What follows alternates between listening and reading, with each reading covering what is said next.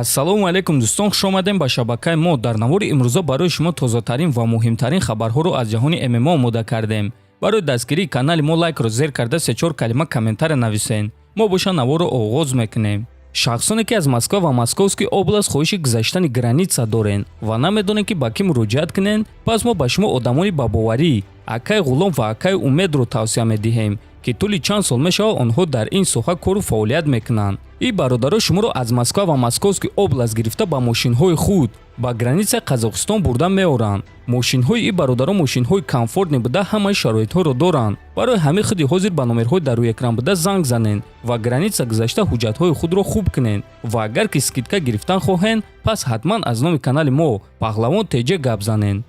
шаби гузашта ҷангвари бебоҳ ва машҳури тоҷик, аввалин ҷангвар аз Тоҷикистон Дарюси Нурулло Алиев бо як навор мухлисони худро дар фикр гузошт.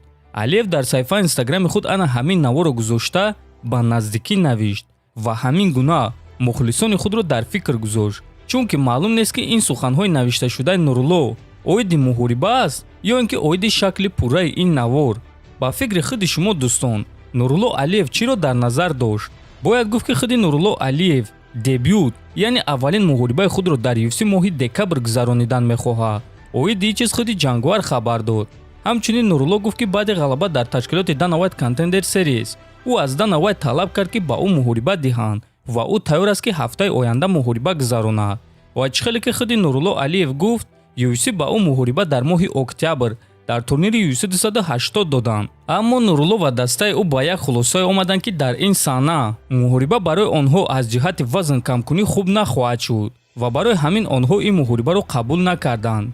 акнун Алиев моҳи декабр ҷангидан мехоҳад. ҳозира шуда аз ҷониби UFC ё ин ки аз ҷониби дастаи Нурулло ягон хабари расмӣ оиди муҳорибаи ӯ дар моҳи декабр нест, аммо умедвор мешавем ки онҳо маслиҳат карда метавонанд ва мо Нурулло Алиевро дар яке аз турнирҳои моҳи декабр ба нақша гирифташудаи UFC хоҳем дид.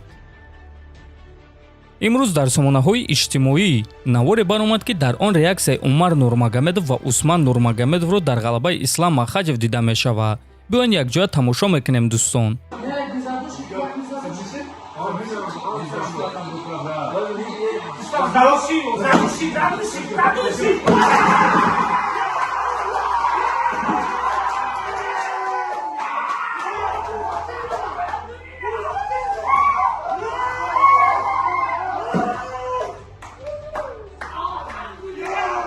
хотиррасон мекунем ки турнири UFC 280 дар Абу-Даби баргузор гардид. худи Усман ва Умар Нурмагомедов боша дар Амрико қарор доранд ва барои муҳорибаи унвонии Усман Нурмагомедов омода шуда истоданд. бояд гуфт ки Усман Нурмагомедов дар ташкилоти Беллатор барои камарбанди вазни сабуки Беллатор аллакай моҳи ноябр зидди чемпион Патрики Ферейра меҷангад ва онҳо дар Амрико барои ин муҳориба омода шуда истоданд. ана худи Ислам Махачев боша имрӯз ғалабаи худро ба мураббии худораҳматиаш бахшид ва суханҳои хеле эҳсосотӣ навишт. мураббии ма якум шахсе буд ки ба ма бовар кард вақте ки ман нав ба зал омадам ва ҳатто нияти ҷангвар шуданро надоштум. ма кӯдаки махсус набудам, аз дигарон фарқ намекардам ва дар давоми тамоми карьераи худ ӯ ба ма бовар мекард ва мегуфт ки ма чемпион мешам, ки ма танҳо бояд тамрин кунам. ва имрӯз вақте ки ма чемпион шудам, ма сахт мехостам ки ин камарбандро дар октагон ба мураббии худ супорам. агар ту дар бари ман мебудӣ, ин ғалаба барои ман боз ҳам муҳимтар мешуд. бигзор ки худованд ба ту баландтарин дараҷаи биҳиштро насиб кунад, мураббӣ, навиштааст Махачев. ва дӯстон, Ҳабиб Нурмагомедов ин суханҳои Исламро шарҳ дода чунин навишт: ба наздикӣ мо аз пушти ӯ меравем, мо дар ин ҷо меҳмонем, навиштааст Нурмагомедов.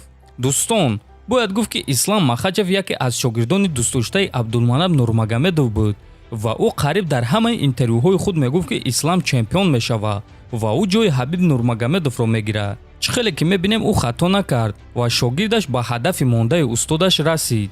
имрӯз Ислам Махачев 31 сола шуд ва бояд гуфт ки ӯ дар қуллаи баландии карьераи худ қарор дорад ва ӯ имконият дорад ки дар вазни сабук таърихи нав эҷод карда рекорди вазни сабукро дар ҳимояи камарбанд гузорад. дар вазни сабук аз ҳама зиёд камарбандро 3 маротиба ҳимоя карданд ва агар ки Ислам камарбанди худро 4 маротиба ҳимоя карда тавонад, пас ӯ рекорди нав мемонад. мо боша ба ӯ муваффақият хоҳонем ва умедвор мешавем ки баъди рафтани Ислам ҷои ӯро уқоби нав уқоби тоҷикӣ Нурулло Алиев мегирад ва шоҳи нави вазни сабуки UFC мешавад. худи Нурулло Алиев ният дорад ки то соли 2024 чемпиони UFC дар вазни сабук шавад. ана Ислам бошад то он вақт метавонад ки камарбанди худро 3-4 маротиба ҳимоя кунад ва баъд карьераи худро ба анҷом расонад ва баъд худо хоста бошад Нурулло ҷои ӯро мегирад. бо ҳамин суханҳо дӯстон наворо ба анҷом мерасонем. дар канали мо обуна шавен то боздид хонободу сарбаланд бошен.